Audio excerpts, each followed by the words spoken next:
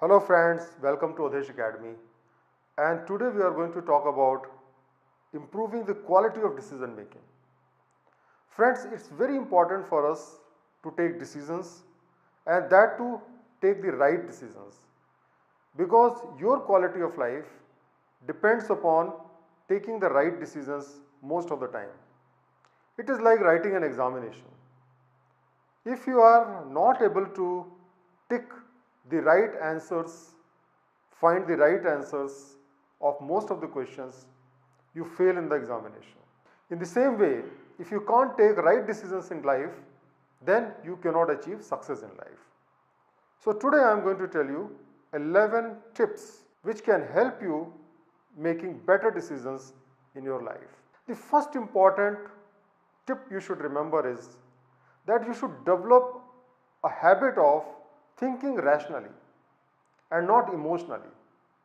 Most of the people think emotionally.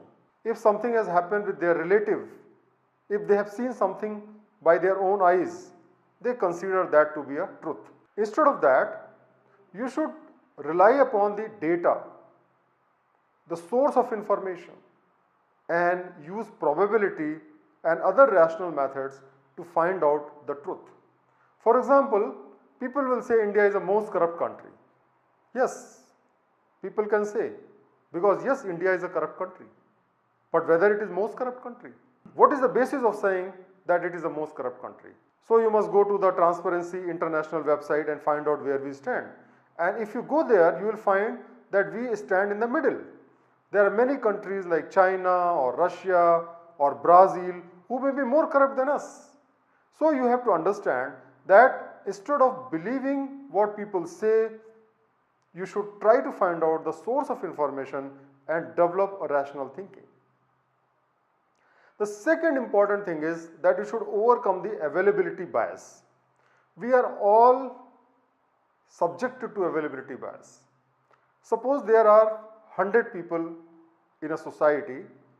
Now one person commit a crime, that becomes a news.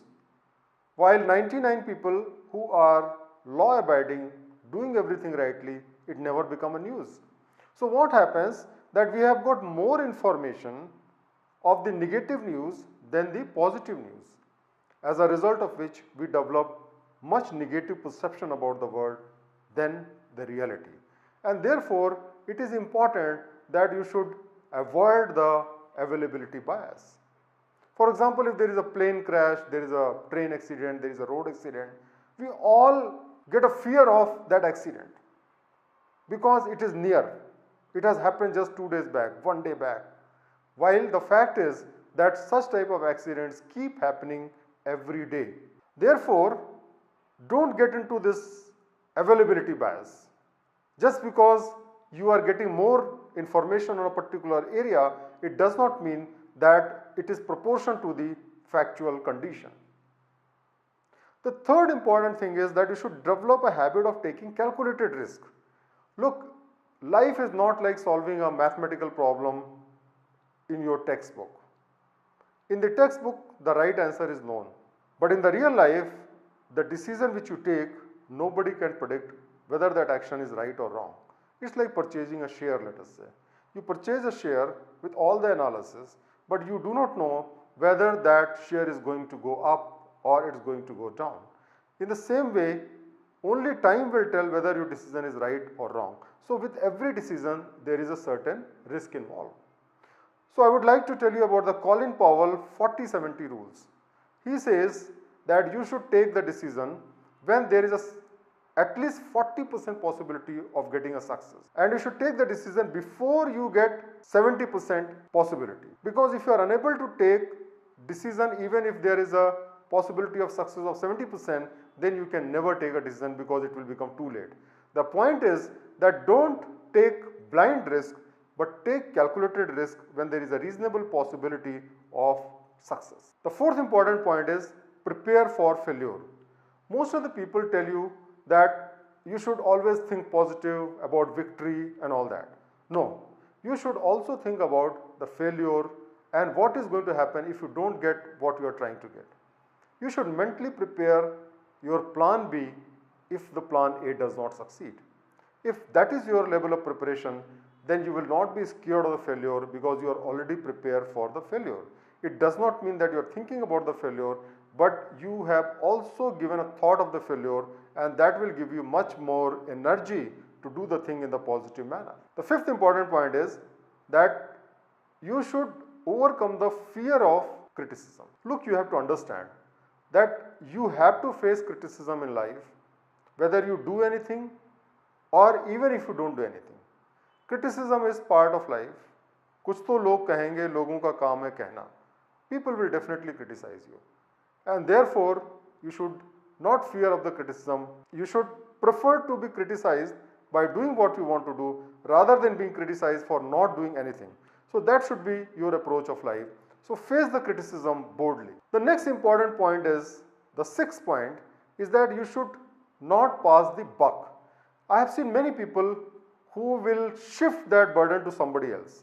For example, I get many emails where people will ask questions, for example, whether they should choose this career or that career, whether they should resign from the job to prepare for civil services or not. Some people will pass the buck on their parents, some people will pass the buck on their teachers, some people will pass the buck on the experts, and thereafter whatever they will say, they will follow. This is a very, very wrong habit. Look, your life is affected and therefore you should take the decision. Don't pass the buck, because if you pass the buck, you are following somebody else's decision, and if the decision goes wrong, you will be blaming that person. This is not a good habit because it's not going to improve your quality of decision making. The seventh important point is that don't blame others for failure. Look, success and failure are bound to happen. When you are taking 10 decisions, be ready that couple of decisions will be wrong.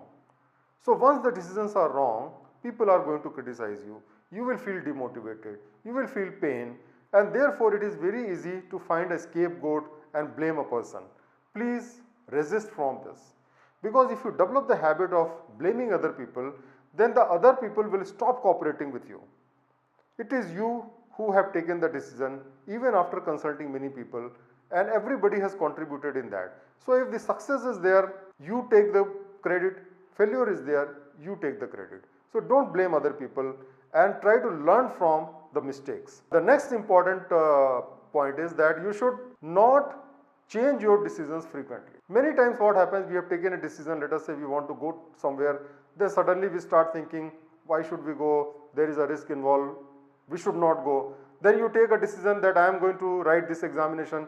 After some time you develop a fear and feel maybe I will fail, so you get back. That's a very wrong approach. Once you take a decision, you should stick with the decision, come what may. Until unless you are 100% sure that your decision is absolutely wrong, don't change the decisions frequently. It is a very, very bad habit to change the decisions frequently. Think 100 times before taking a decision, but once you take a decision, stick with that decision and take the decision to the logical conclusion.